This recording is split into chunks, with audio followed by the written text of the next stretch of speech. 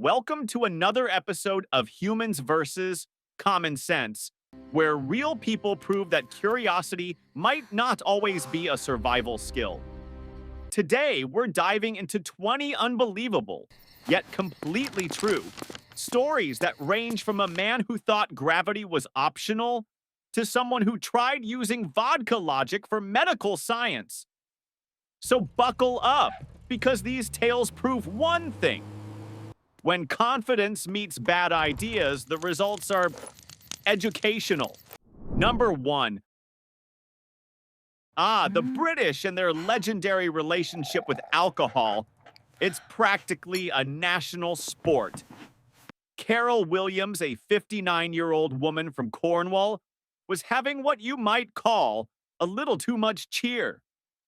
Reports suggest that her blood alcohol level was more than 3 times the legal limit for driving. Now, most people at that stage are singing karaoke to the furniture or arguing with the lamppost. But Carol decided to feed her dog. Unfortunately, coordination and gravity teamed up against her. Whoops. As she leaned over the dog bowl, she lost her balance and, let's just say, found herself face first in a very awkward situation. Authorities said she wasn't hurt in any violent way, but the position she landed in made breathing quite the challenge. Her loyal dog probably wondered why dinner was taking so long. This case made headlines across the UK, and the coroner gently called it a tragic accident. The takeaway? If you're feeling tipsy enough to confuse your dog's dinner with your own, maybe it's time to call it a night. Number 2. Next up, a story that's equal parts sad, strange, and ironic. Fantastic In job. 2007, a Sacramento radio station called The End hosted a contest named Hold Your Wee for a Wee. The challenge? Drink as much water as possible without taking a bathroom break. The prize? A shiny new Nintendo Wii console, the hottest gadget of the mid-2000s. Enter Jennifer Strange, a 28-year-old mother of 3 who joined the contest with good spirits and a sense of humor. Over about 3 hours, she drank nearly 2 gallons, that's around 6 liters, of water. Unfortunately, the human body isn't meant to process that much water that fast. The electrolytes in her blood got dangerously diluted, causing her body to essentially malfunction from the inside out. Contestants even joked during the event that someone might drown internally, but no one took it seriously. The radio hosts? They kept making jokes on air, unaware of how risky it really was. Jennifer left the contest feeling unwell, and hours later, the worst happened. The story became a legal storm. The station's staff was fired, the company paid millions in damages, and the phrase drink responsibly gained a whole new meaning. The sad irony, all she wanted was a gaming console for her kids. Maybe next time, it's better to win it on eBay. Number 3. Now this one sounds like a scene straight from a movie, because in a way, it was. Isadora Duncan was an American dancer, hailed as the pioneer of modern dance. She was famous, glamorous, and fiercely individualistic, always performing barefoot and dressed in flowing scarves that symbolized freedom and passion. One evening in 1927, she hopped into her brand new convertible sports car in Nice, France. The engine roared to life. The wind whipped through her hair, and her long red silk scarf fluttered dramatically behind her. A fashion moment to remember. Unfortunately, it really was one to remember. As the car accelerated, her scarf caught in the wheel and axle of the vehicle, pulling her back with instant force. Witnesses were horrified, but the story that followed became both legendary and tragic. Newspapers reported that her final words were, "Adieu, my friends. I am off to glory."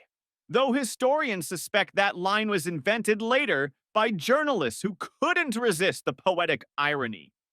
Today, Isadora Duncan is remembered not only for revolutionizing dance, but also for unintentionally proving that long scarves and open cars are not a good mix. Fashion kills, literally. Number 4. From elegance to eccentric, meet Thomas Lynn Bradford, the man who decided to test the afterlife. He wasn't just a dreamer, he was a spiritual researcher in Detroit who claimed he could communicate with spirits. One day, he told a friend named Ruth Doran that he was going to perform a scientific experiment. His plan? Leave this world temporarily and send back a message from the other side. He sealed up his room, turned off the gas pilot, turned on the stove, and waited for, well, the great beyond. Sadly, the experiment worked only one way. When Ruth Doran later held a seance to see if Thomas had managed to send a sign, the spirit world stayed eerily quiet. Turns out, if there's a communication service beyond the grave, Thomas didn't get the Wi-Fi password. The newspapers at the time dubbed it the Great Detroit Ghost Experiment. It made national headlines, with spiritualists debating whether he succeeded. Spoiler alert, the afterlife remains unconfirmed, but the lesson is eternal. Maybe stick to email for your long-distance messages. Number 5. And now, a story so bizarre it could only have come from the early 1900s. Archibald Anderson was a man enjoying a nice swim in a river near Hawthorne, Australia. The sun was shining. The water was perfect. What could possibly go wrong? Well, Archibald had dentures, removable false teeth, which apparently didn't enjoy the swim as much as he did. Somewhere between a deep breath and a dive, they slipped loose, turned rebellious, and lodged in his throat. Rescue efforts came too late, and the coroner's report would later describe it as one of the most unusual accidents ever recorded in the area. Newspapers of the time called it a most peculiar misfortune, which might be the understatement of the century. It's a case that makes you wonder, what was going through his mind in those last moments? Probably something like, I really should have used more denture adhesive. Number 6.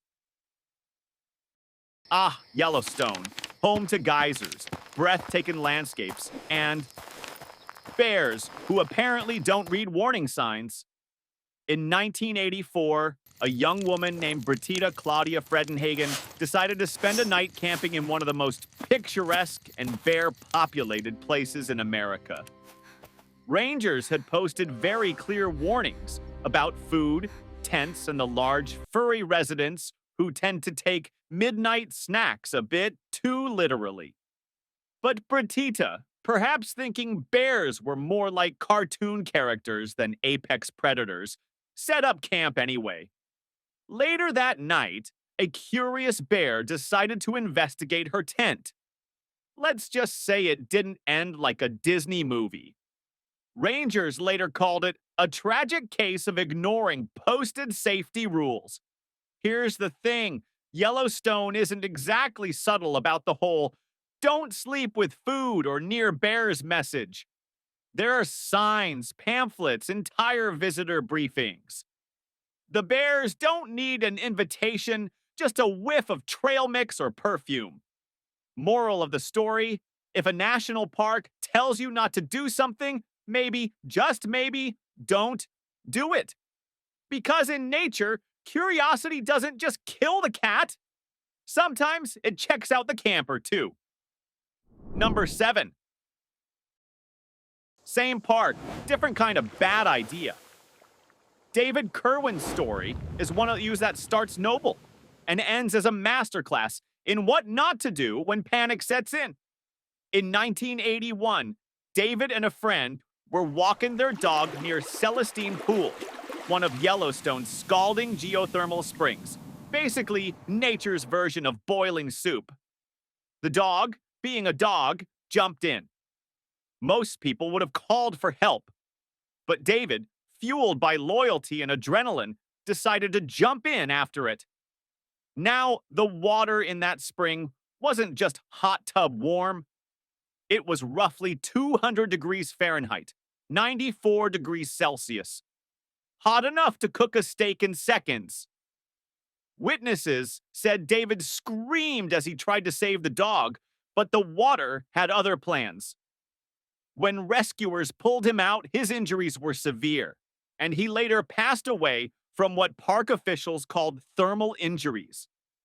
This case became part of Yellowstone lore, a tragic reminder that while dogs are man's best friend, boiling geysers are nobody's friend.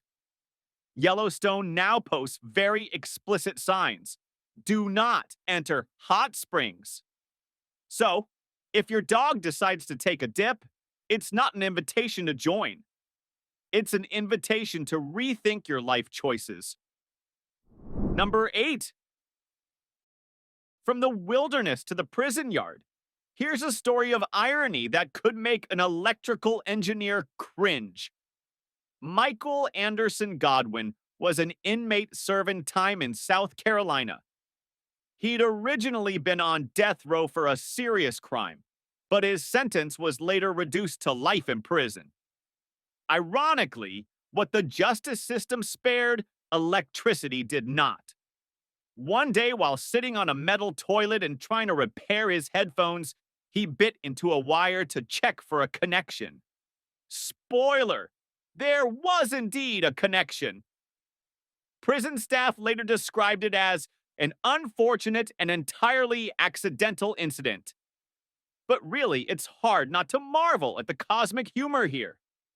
The man who escaped an official electrocution accidentally delivered himself one while fixing a pair of headphones. If there's a moral here, it's this. When life gives you static, don't test it with your teeth. Especially not while sitting on something made of metal. Number 9. Now, this one's straight out of an irony museum. Bobby Leach was a daredevil, one of those early 20th century thrill seekers who thought gravity was more of a suggestion than a rule. In 1911, he famously went over Niagara Falls in a steel barrel and survived. Yes, he literally tumbled over one of the world's most powerful waterfalls and lived to tell the tale. For the next 15 years, he toured the world, giving lectures about his incredible survival. He even bragged that nothing could take him down, which makes what happened next all the more absurd. While walking through the streets of New Zealand in 1926, Bobby slipped on an orange peel. Yes, an actual orange peel, and injured his leg. The wound got infected, and complications set in. Doctors tried to help, but the injury eventually took him down for good.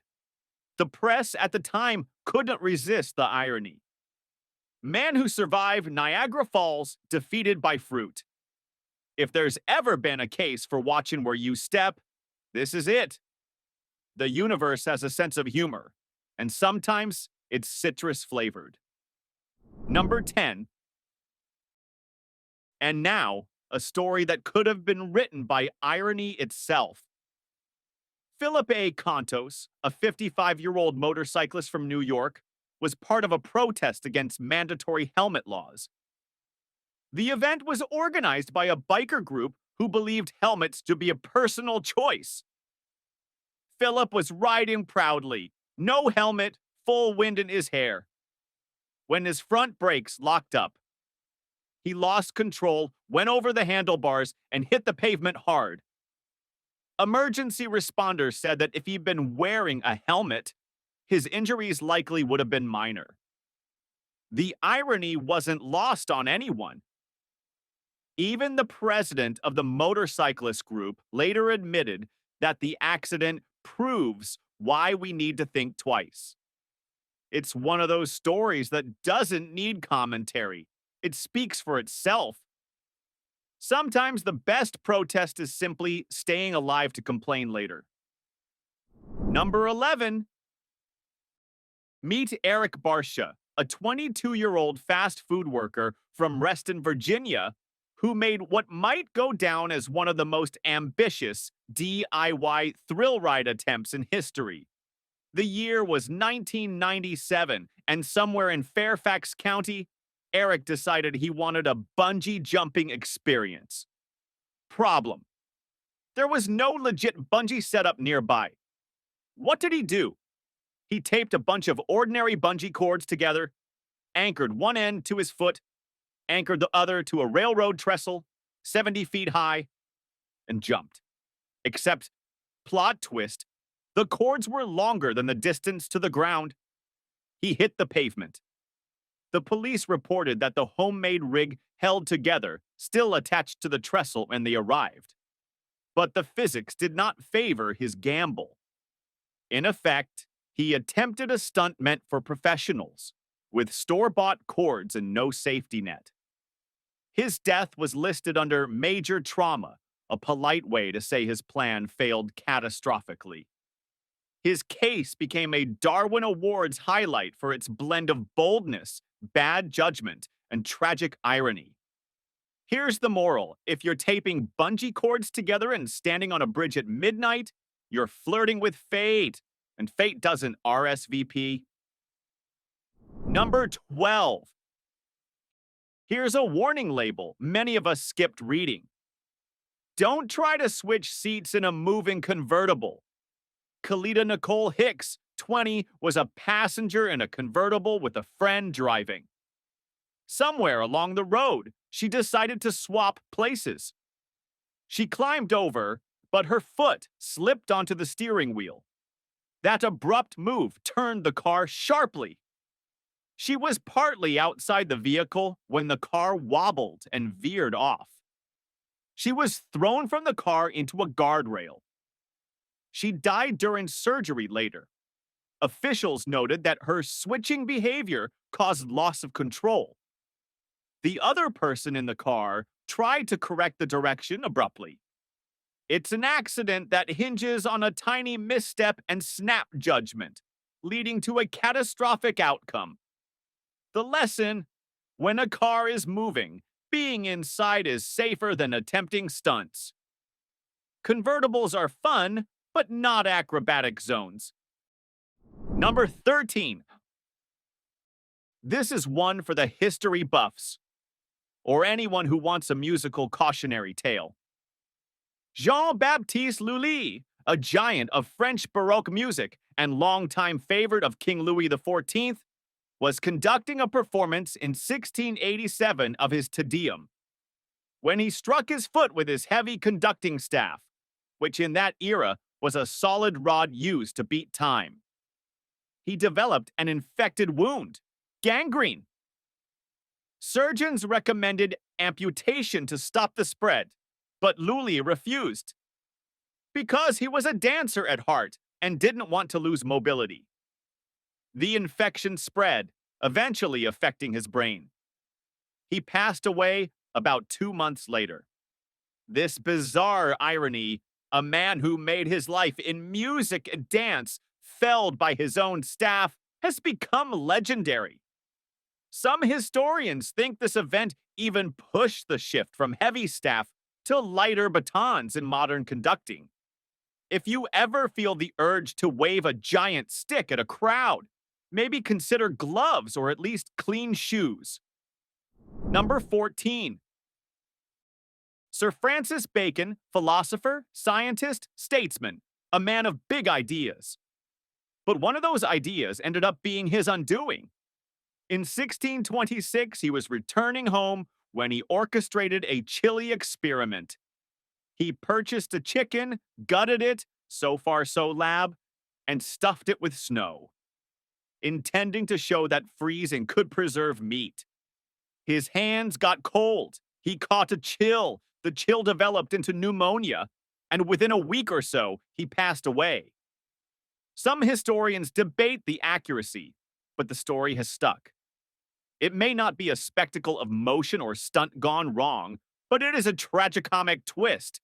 The great mind of an era brought down by a snow-stuffed chicken in the name of science. Whether the story is fully accurate or partly apocryphal, Bacon's legacy long outlived the chill. His mistake teaches that clever experiments still need common sense and a coat. Number 15. Here's a modern-day cautionary tale. In 2004, amid the SARS outbreak, a 45-year-old Taiwanese woman believed that bathing in strong alcohol would protect her from the virus. So she filled a bathtub with approximately 40.5% ethanol and submerged herself around 11 p.m. until the next morning. The medical report found her blood alcohol concentration, BAC, was 1.35%. Ridiculous when you consider legal driving limits are approximately 0.08%. The researchers concluded the alcohol was absorbed through skin and inhalation, not necessarily by drinking. Let's unpack. When fear meets misinformation, the result can be catastrophic. She didn't ingest a drink. She soaked in something she believed would work. The body sees alcohol differently when it's applied topically, and the protective mechanisms shut down, leaving you vulnerable. The takeaway: believing in home remedies is fine until science catches up and says, that's a bad idea. Number 16. This is one of those stories that sounds like it came out of a tall tale, except it's reportedly true. In Argentina in 2015, Melanie Paula Campos was volunteering or feeding dozens of dogs. Sources say as many as 40. At some point, she found herself underneath sacks of dog food, reportedly 4 large sacks, which pressed down on her, restricting movement and breathing. Some reports say she was trapped under the weight and had difficulty breathing. Media outlets in Argentina reported that she did not survive the incident, describing it as suffocation under weight. I did not find strong international sources confirming all details, so treat it as locally reported. It's a tragic reminder that even acts of kindness can become dangerous when scale and weight get involved. The best intentions can have consequences when structure gives way. If you're ever volunteering or stacking heavy bags, know your limits. Count, balance, and don't let gravity become your enemy. Number 17. Let's continue this chapter in the quiet English town of Maidenhead. A young man, often referred to in Darwin Award archives, decided that the gap between 2 multi-story car parks was just the challenge he needed. After successfully clearing the roughly 12-meter, 40-foot chasm once, he returned from the pub in the wee hours, full of confidence and pints, and tried it again. The result? He lost his footing, hit the concrete, and didn't survive. Here's what makes this even more facepalm worthy. The gap had apparently already been cleared once, proving the first attempt succeeded. But somehow, the second attempt, under the influence, turned perilous. The report describes him as full of Dutch courage when he made the second jump. Sure, adrenaline and architecture can make for a great story until the sober part of your brain is on holiday. Doing something twice just because the first time worked might seem logical until it doesn't. Number 18. Moving over to the US, we encounter a story that reads more like a chaotic script than real life.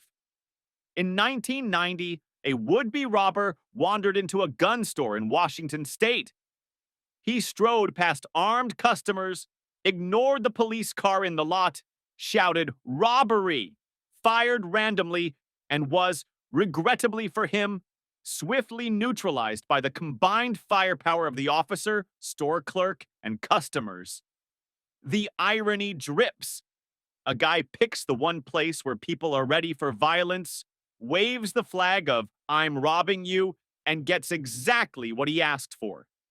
There are no heroic escapes or hidden outcomes, just a textbook case of pick your location, dumb choice. If you ever think this is a good spot to rob, maybe reconsider. Number 19. All right, nature fans, here's one for you. A 37-year-old kayaker approached the nest of a swan. Swans are beautiful, regal, but also surprisingly territorial. Bluntly, the bird attacked, overturned his kayak, and he drowned in the ensuing chaos. Let's be clear. Swans are not sweet little Lake Windermere postcards when they're guarding a nest. They're basically feathered MMA fighters with wings approaching their nest? Not the best idea. There are many nature vs. human encounters that end badly when people forget their guests in a wild system. Respect the distance, respect the animals, because we're not messing around. Mode is very real. Number 20. Finally, we hit the open water. A 47-year-old fisherman harpooned a swordfish and then jumped into the water to retrieve it. The fish, with its natural weaponry, did what it does best. It used the long bill that the fisherman had just speared and ended up injuring the man's torso in the process. It's a story of man versus nature plus hubris. The fish was playing defense in its own domain, while the fisherman served as an inconvenient target. If you jump into the water with a creature whose primary defense is a long, spear-like beak, you're turning yourself into the spear's target. The lesson: just because you land the catch doesn't mean the risk goes away. Some animals don't know they're winnable. And that's it. Stories proving that sometimes the scariest thing isn't nature, or science, or bad luck. It's human confidence. If you enjoyed this trip through the wild world of what could possibly go wrong, hit that subscribe button because we've got plenty more where this came from. Tell me in the comments, which story made you question humanity the most? Stay curious, stay smart, and maybe, just maybe, don't test physics at home.